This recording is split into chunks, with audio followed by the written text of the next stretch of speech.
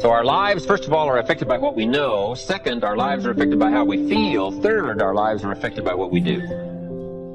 It is so important to understand this. If you want to influence and help people, here's the key. Success is a doing. You've got to actually do it.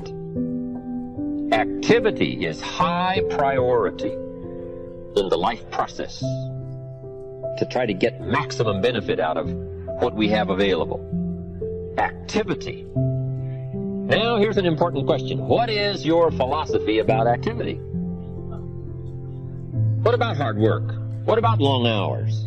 What about full days? If you're doing something, how hard should you go at it? How much time should you put in? Everybody has to develop their philosophy about activity.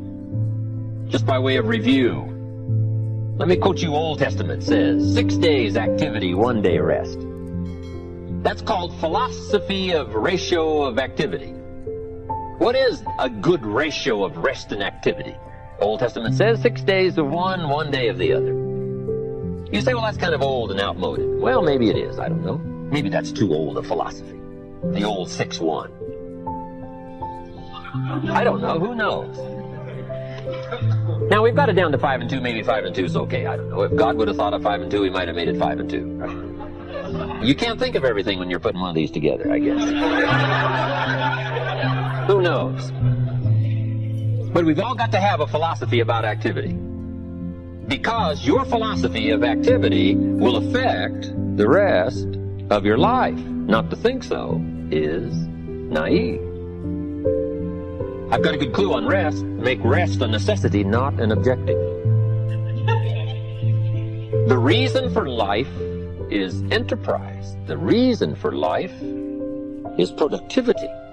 The reason for life is to see what we can do with the seasons and the chances and our mind and our spirit, ourselves, to see what we can do. That's what life is all about, to see what you can do. Now, the doing, you've got to have a philosophy on how much time you're going to spend doing. And I've decided that enterprise is better than ease. If you rest too long, the weeds take the garden in the summer. So you can't rest too long. Life doesn't stand still. And the threat of life will start overwhelming the values of life if you just let it go. So we've all got to have a philosophy about activity. Let me give you one of the best I know. Here's what it says. An ancient phrase says, whatever your hands find to do, do it with all your might. That's a philosophy. You say, well, I'm getting by with half my might. Well, okay. But you've got to decide on your own personal philosophy of activity. Now, this philosophy says, do it with all your might.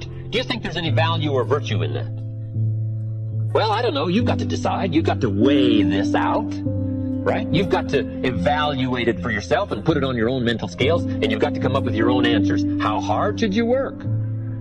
I'm teaching kids now the ant philosophy. The ant philosophy. An ancient story says everybody should study ants, especially lazy people.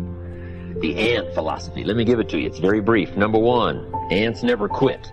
Good philosophy. If they're headed somewhere, you try to stop them, they'll look for another way. They'll climb over, they'll climb under, they'll climb around, they keep looking for another way. What a neat philosophy. Never quit looking for a way to get where you're supposed to go. Number 2, ants think winter all summer. That's an important philosophy.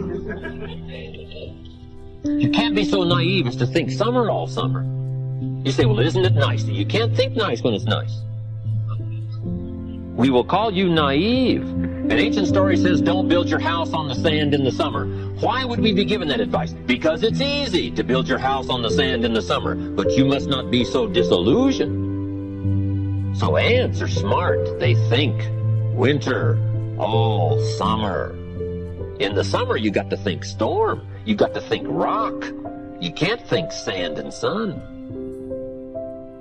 Key philosophy. Number 3, ants think summer all winter. That's so important.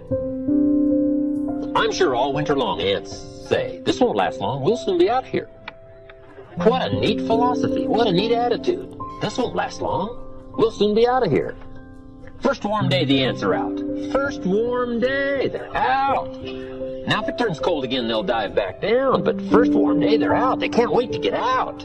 What a neat philosophy. Can't wait to get at it. We teach in leadership skills. Average people look forward to getting off. Successful people look forward to getting on with it. The guy doesn't want off. He wants on.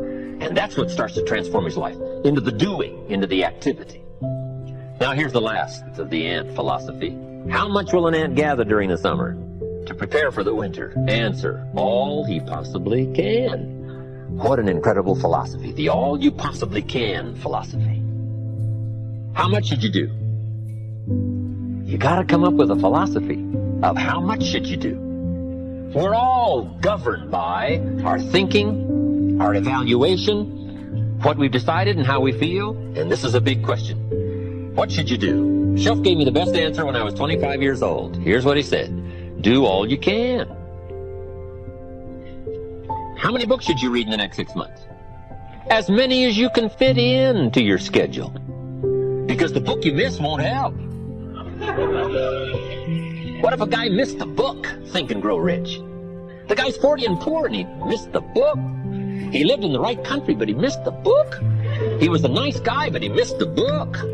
He was very sincere, but he missed the book. He worked hard, but he missed the book. I'm telling you, if you miss the book, no telling what treasure will be missing in your life if you just miss the book. How hard should you work? The ant philosophy. The man says to me, I'm making about $50,000 a year. Isn't that enough? Now, what would be your philosophical answer to someone who says, I'm making $50,000 a year. Isn't that enough? He said, my kids are doing okay. And he said, I got my bills paid. So what would you say if a guy says, I'm making $50,000 a year, isn't that enough? I said, yes, $50,000 a year is enough if it's the best you can do. We don't call enough an amount. We only call enough your best. If you're capable of making $500,000 a year and you make $50,000 a year, we call you loser. Now, it isn't the difference between 50,000 and $500,000 that's important. What's important is the full extent of your reach. That's what's important. The only way to feel maximum good about yourself is to extend yourself to the full capacity of your reach. Your intellectual reach and your physical reach and your potential and your possibility to do the best you can. What should you do? All you can. How many books should you read? As many as you can. How many skills should you learn? As many skills as you can. How many people should you touch? As many as you can. What all should you engage in? As many things as you can. Why not go to the max? I've got a good question for you. How tall will a tree grow? As tall as it can. Did you ever hear of a tree growing half as high as it could? No! Trees don't grow half. They grow all. Full. They drive their roots as deep as they can, stretch as high as they can, produce every leaf they can. Trees go to the max. Now, why would human beings settle for less than the max of their capacity? Simple answer. They have the power of choice to do so. It gives us the dignity of being human beings called the power of choice. So we've got a couple of choices. Let me give them to you. Here they are. To be all or to be part. Now, this is a philosophical discussion. You can choose to be less than you were designed to be, or you can choose to be all you were designed to be. I'm merely suggesting that you ponder what the all might do for your life in the next 1 year, 3 years, 5 years.